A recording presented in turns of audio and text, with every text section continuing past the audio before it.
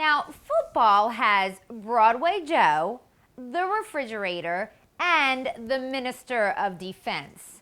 But harness racing has the Bionic Man.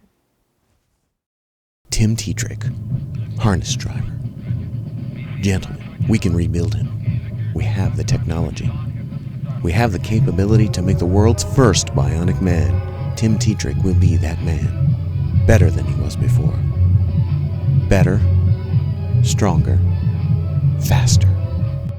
And it's Shark Gesture home free! Shark Gesture! The night belongs to Tim Tetrick, the Bionic Man! Tim Tetrick began his career in 1998 at the age of 16 when he started driving his father's horses on the Illinois County Fair circuit. In the past decade, he's evolved into a superhuman in the sulky. In both 2004 and 2005, he captured driving titles on the Chicago circuit and finished among the leading dash drivers in North America. Then came his big move to the east. He relocated to Dover Downs, and the rest is, well, history. In 2007, Tetrick stunned the sport as he set new single-season records for both victories and purses earned. That season, he visited the winner's circle almost 1,200 times and earned purses of over $18 million. The 28-year-old was named Driver of the Year by both Harness Tracks of America and the United States Harness Writers Association in 2007 and 2008. Wow, this has got to be like a dream for you. Oh, it definitely is. It's exposed to bigger races out here on the East Coast and get a chance to drive better horses and get involved with some bigger trainers and owners. And, luckily I fit right in and I had a lot of success doing it. Okay, now you've had over 5,000 wins, so you got lots to choose from here. So do you have a favorite victory? I've been very fortunate to have a lot of them. I won a Heated Little Brown Jug. That was a lot of fun. I got to win, a lot of big races, but I probably enjoyed driving two horses, Artistic Fella and Buckeye St. Pat. Those two horses just had a lot of power and were really nice horses to drive. In addition to his ability to wow his fans with amazing talent, Tim underwent some major surgery a year ago, making his Bionic Man nickname even more relevant. Okay, so tell me about your hip, because a lot of people have to look at you and they're like, this dude's like in his 20s and he's getting a hip replacement. You just don't hear about that very often. Were you born with some kind of hip deal? Yeah, I was born with kind of a genetic hip disease. It's called Lake-Perthes. And my right hip, both of my hips actually, my right hip was a lot worse. It's got deterioration of the hip joint. There's no cartilage left in it, so they replaced it. Actually, the other one's going to be done in the next couple years. I haven't set a date for that yet, but sooner or later it's going to have to be done.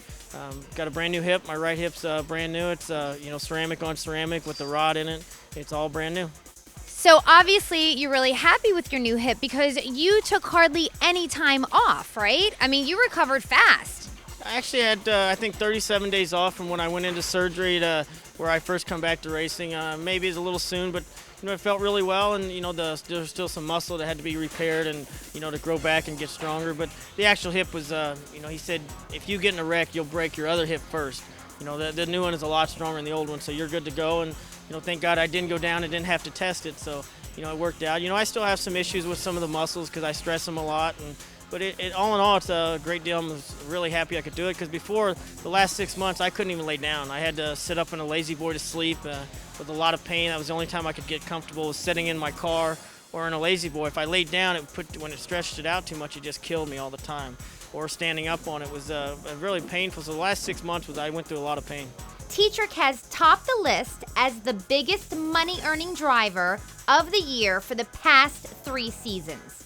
Timmy, last year you drove horses to over $16 million in purse money, but probably one of the days you made the most people smile was going to a county fair in Vermont, where there wasn't really any purse money at all. So tell me about that experience. How did that all come about? Well, Mr. Azer, Fran Azer, he owns horses for Kevin McDermott, and Kevin McDermott's his trainer, and they contacted me and also Brian Sears to go up there and just kind of have a day to kind of promote harness racing in the state of Vermont. There's some county fairs that still race, but this little one in particular is Fran Ager's hometown.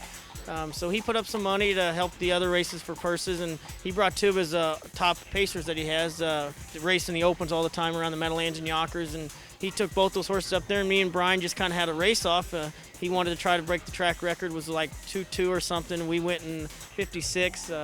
It was just a good day, and a lot of fans there. I think they had over like 2,000 people there for the fair, and we signed autographs, and it was just a big event. There was a lot of people there, and I think they really enjoyed it, because I don't think those people get to see some of the better horses that participate down here, especially and they brought them to the little county fair. It was really neat.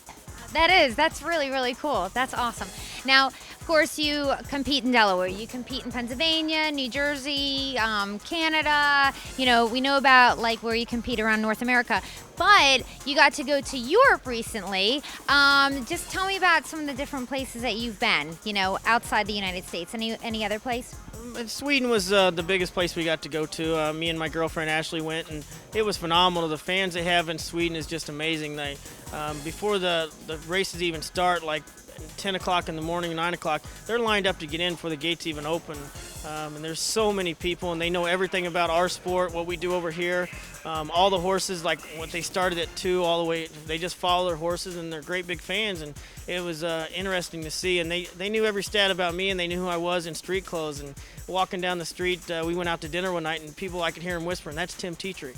And it was really, they bring up newspapers for me to sign, and it was just a good honor. And people that our sport is really bigger than we think it is, and it is a great sport. When I went to Italy on my honeymoon, I was like in the restaurant, everyone was like, "That's Heather Moffat from Post Time," and I was like, "Oh my gosh, no pictures, okay?" I'm like on my honeymoon, but yeah, totally.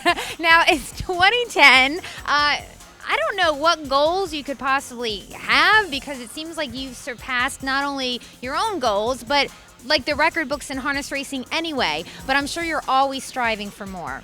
Well, thank goodness I've been very fortunate in this business, and hopefully I can just keep continuing success and make plenty of money. That's what the game is, right? And I'd love to make 20 million, break that record again. But just be safe and enjoy it and have fun and get to drive great horses.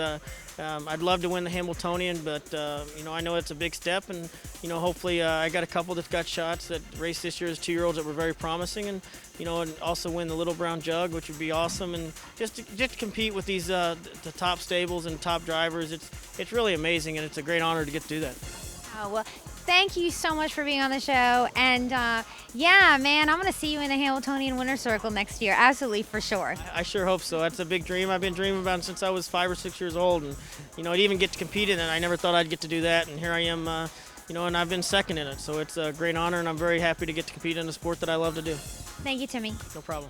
Move over, Steve Austin. You might be the $6 million man, but our Bionic Man is worth about 70 mil more and counting.